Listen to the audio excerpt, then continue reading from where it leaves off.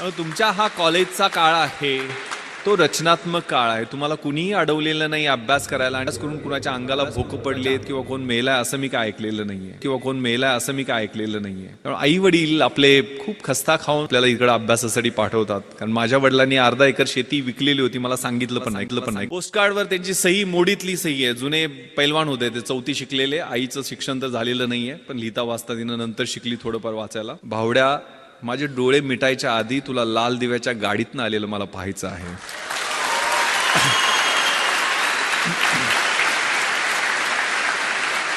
मग आग लागायची, कुठं कशी लागायची माहित नाही, तर किडा पेटायचा. आपल्या त्या निरक्षर असो, अडाणी असो, पैलवान असो, पण माझ्या त्या बापाचं स्वप्न पूर्ण करण्यासाठी मी अभ्यास करतो. आणि मग तिथं कॉम्प्रोमाइज नाही.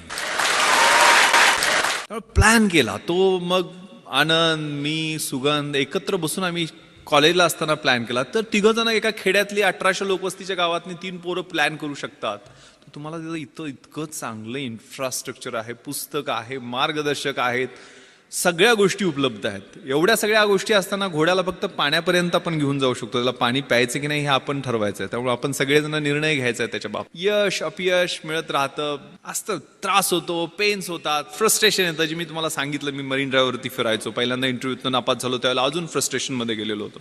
21व्या वर्षी मुलाखतीतनं परत आलेलो होतो. पण दुसऱ्याच वर्षी 3 पोस्टवर सिलेक्ट झालो. एक पण नाही.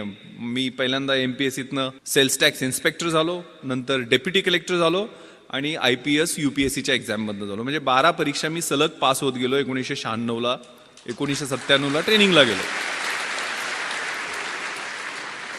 आता 20 वर्ष सर्व्हिसमध्ये होत आहेत. आता 43व्या वर्षी स्पेशल IGP म्हणून काम करतो. त्या कशा पद्धतीनं पास होत गेलो, त्याचं नियोजन कसं होतं, किंवा आमच्या तिघांचं यश एकत्र कसं काय मिळालं. Failing to plan your planning to fail असं म्हटलं जातं. तुम्ही काय करायचं आहे ते आत्ता ठरवा. म्हणजे IAS IPS ह्या पूर्ण मिळून 150 पोस्ट असतात. IAS IPS आणि IFS सगळ्यात मिळून साधारण 900 950 पोस्ट वेगवेगळ्या 26 अलाइड सर्व्हिसेस मधल्या धरल्या तरी असतात. त्या काय सगळी मिळून येणार नाहीयेत. पण तुम्हाला ज्या क्षेत्रामध्ये जायचं आहे त्याच्यात कशा पद्धतीनं गोल्स आहेत, त्याला कशा पद्धतीनं तयारी करावी लागेल. परीक्षेची तयारी म्हणजे हे UPSC साठी मी बोलत असलो तरी तुम्ही ह्या रेग्युलर गोष्टी तुमच्या रोजच्या जीवनामध्ये सवयी लावून घ्या. कारण अभ्यासाची शैली माझ्या अंगभूत मी करण्याचा प्रयत्न केला होता. मी मोटरसायकलचा नंबर दिसला तरी त्या 786 असेल तर 786 झाली. जगाच्या इतिहासात काय झालं, महाराष्ट्राच्या इतिहासात काय झालं, भारताच्या इतिहासात काय झालं ते आठवायचा प्रयत्न करायचो. डायरी प्रत्येक पानावर माझ्या छोटी डायरी होती. त्या ठोकळ्यात ऑप्शनल सब्जेक्ट होता. मी कुठलेही म्हणजे CSR एक माझ्याकडे असायचं जे नेहमी जाताना कुठेही वाचायचो. रोजच्या जीवनशैलीमध्ये आपलं जे निरीक्षण असतं, आपलं ऑब्झर्वेशन असतं ते खूप महत्वाचं आहे. कारण या परीक्षा म्हणजे तुमच्यातल्या ऑफिसर लाईक क्वालिटीज या पाहत असतात, चेक करत असतात. Winners don't do different things, they do the things differently असं काहीतरी म्हणतात. आणि मला एवढे मार्क मिळाले. त्यामुळं आपला जो ध्यास आहे म्हणजे ज्ञानाचा ध्यास, अभ्यासाचा ध्यास, शिकत राहायचं, गोल सेट करायचे. स्वतःतली जी काही फिजिकल, मेंटल आणि आतली इंटेलेक्च्युअल कपॅसिटी आहे ते वाढवत राहणं. माझ्या आयुष्यात मी 150 गोल सेट केलेले आहेत.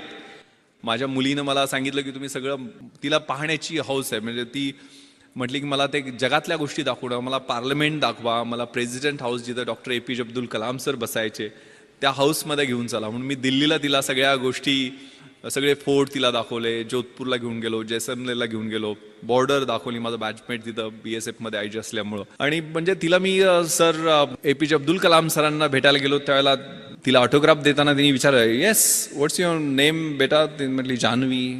Okay Janhavi, do you want to become IPS officer like your father. तर ती म्हणाली, no sir, I want to become doctor APJ Abdul Kalam.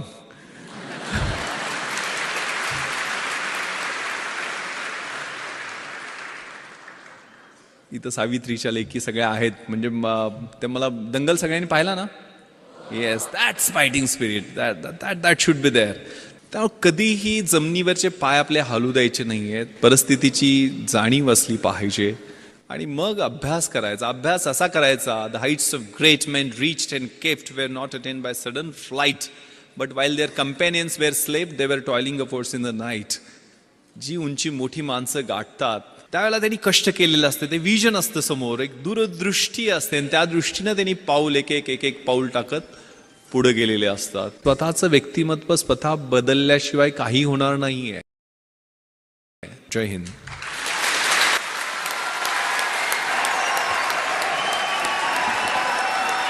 धन्यवाद साहेब. धन्यवाद साहेब.